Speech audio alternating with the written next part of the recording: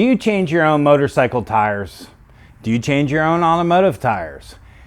Have you fought trying to break the bead off of a tire?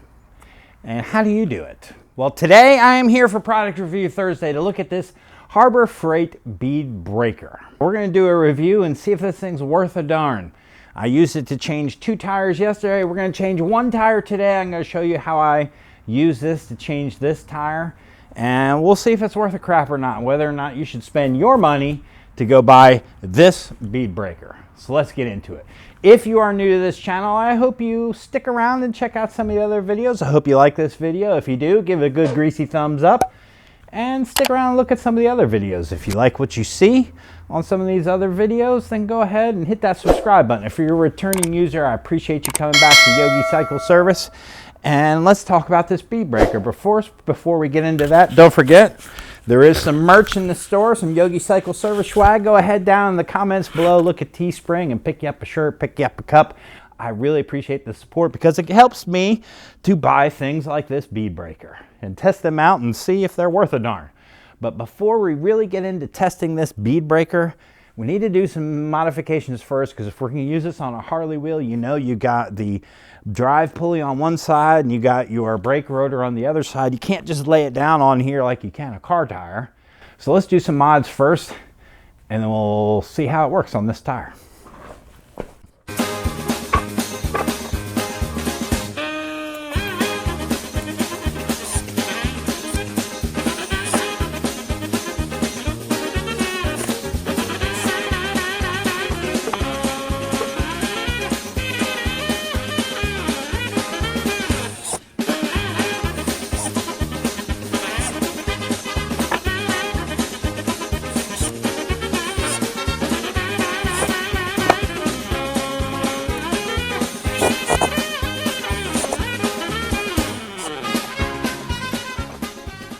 All right, so what you're looking at here is some leftover deck boards that I took and screwed together just so we can, what we're gonna do is we're gonna set this here so you can see it.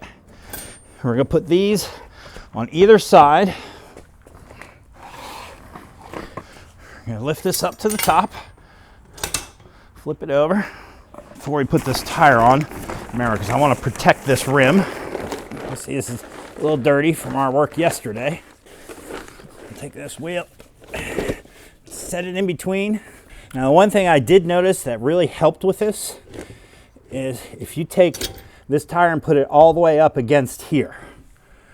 Because the problem with this is if you take this, put it on the top rung, what I've learned from breaking my beads over the past 5 years, and believe me, I am not the expert when it comes to tires and bead breaking, but I know what's worked for me in the past. And I do know that when I have this, I want it to be pushing, in essence, straight down is the best. If it's coming in an angle, it's just gonna push the tire and it's just gonna push the bead breaker. The other thing I've noticed is with this particular bead breaker is it wants to slide that way. So you really kind of need to lock it down some way, somehow. So we may have to spin our setup around a little bit, because yesterday I had my buddy Chuck standing on it. When he stood on it, it worked. When he didn't stand on it, it wasn't so good. So let's go ahead, let's spin this around and see if we get a better opportunity to make this work. Hold on, we'll be right back.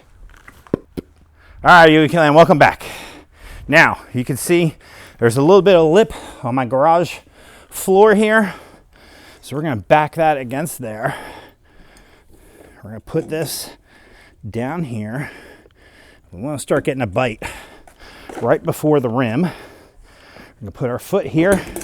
Oh, see? That still may not work, y'all.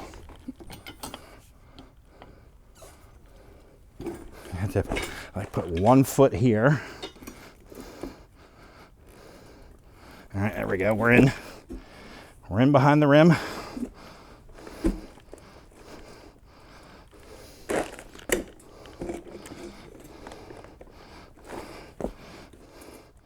One foot on the bead breaker, 1 foot on the tire, And there we go, bead broken. This is a tube tire. The whole reason why I'm doing this is because the valve stem was broken, and we're going to be replacing the tube. 1 foot on the breaker, 1 foot on the wheel, push. This is a balancing act, that is for sure. Okay, bead broken.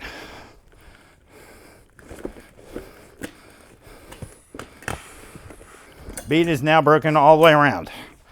You saw that. Now, I will say this. With a tube tire, it is way easier to break a bead on a tire with a tube than it is on a tire without a tube. I will tell you that right now. So, although it worked well with this particular tire, I think it did that because A, it's a thin tire, not very wide profile.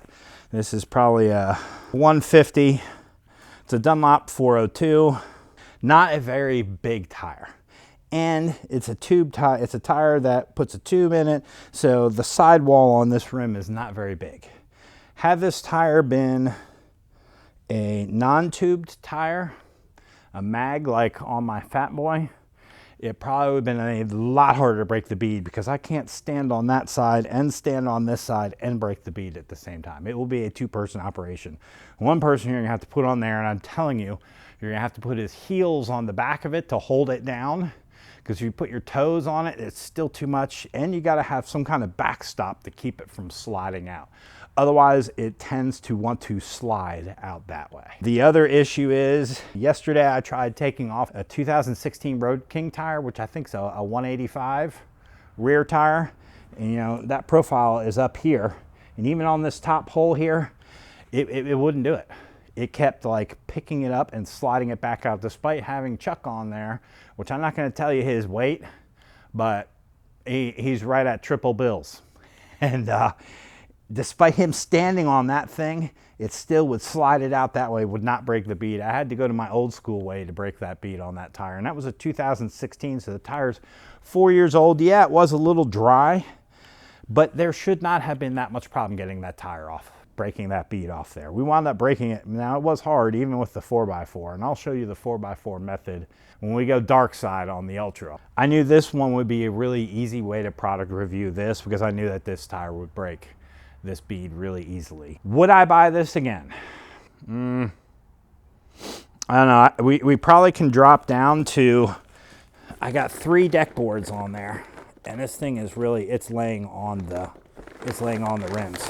So I used 3 deck boards, 5/4 board, each just scrap lumber I had left over. That way you can put this, and it'll hold that wheel up above that stand. And I put the plastic on there just to protect everything. But honestly, I don't know. Yeah, it worked right now, and it's a whole lot easier than me getting out the 4x4, and because that's a 2-person job for sure. It's okay. It was $50. Yeah, I might do it again, but I don't know. I can't really give it a good review, but I can't really give it a bad review either, because like for this circumstance, it worked.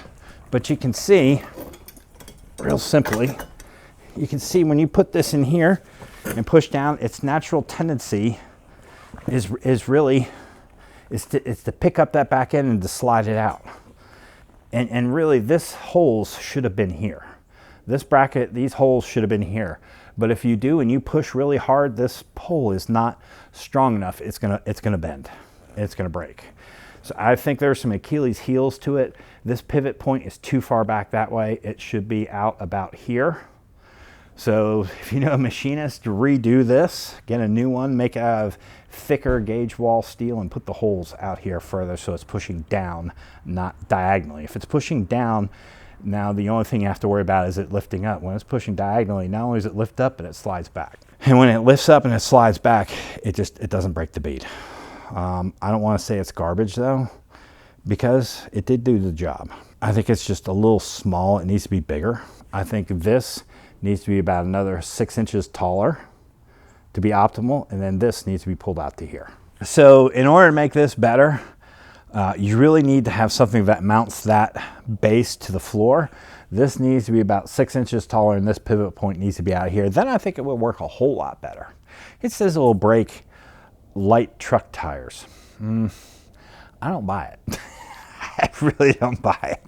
And people who did reviews said they did that, but I tell you, I don't know. To me, it doesn't. It's just not heavy duty enough. It's just too. It'll work, but I think my quest for a good bead breaker is still on the hunt, because I don't think that's the answer. So I may just wind up reselling that to somebody or giving it away, because when you start pressing down the tire, it wants to do that. So you gotta have some way to hold that down. And I really didn't want to screw anything or anchor anything to my garage floor, nor did I want it. Now, you could always buy like a piece of plywood and mount this to a piece of plywood, but then not only am I storing this, but I gotta store that big old piece of plywood too. So I'm looking for something that A, is small and not really takes up a whole lot of room, and B, works. And I just don't know that this is the answer. It did the job, but we're going to try to see how we can modify this more to make this work better. So I think the first step I'm going to do is go to my buddy who's a machinist, so he can get this U-shape part, and then at least 1/4 inch wall stock, maybe like galvanized pipe with a thicker inner wall, and then move this hole out this way further. That way this piece is pushing straight down. Because I think with a straight down push, and then with this base plate anchored to the ground and maybe extended up another 6 inches or so, I think you can get a much better press on it to break that bead. But this base, it's going to have to get hard mounted to something. There's I don't think any way around that. I saw a guy who took a piece of angle iron, went through this channel here, and then mounted it down. That seems like a good idea. He took like a piece of bed frame, cut it off, painted it red, put 2 holes in it, and then put the angle iron through there, and then just lag bolted it into the concrete floor. That's probably a good option, and that may be the way we have to go. But for today, the bead is broken, so we're going to change this tube out and put this tire back on the bike. So I would give this probably about 2 stars out of 5. Maybe 3, somewhere 2.5 stars, somewhere in there. Is it worth $50? It all depends upon what kind of tires you're changing. If you got a bike that runs a 150 rear and a smaller front, sure, it'll work. If you're running a 185 rear end tire, and maybe when we go dark side on the Ultra, maybe we'll start off with this bead breaker so I can show you the problems that it has. And then we'll move over to the old school way of how I do it with a 4x4, because that's really the only way that you can really get this done. So stay tuned. We'll come back. We'll try it again. I just want to give you a heads up on what's up with this. All right, Yogi Clan. Thanks for joining. Hope you have an awesome week, and I'll catch you soon. Peace.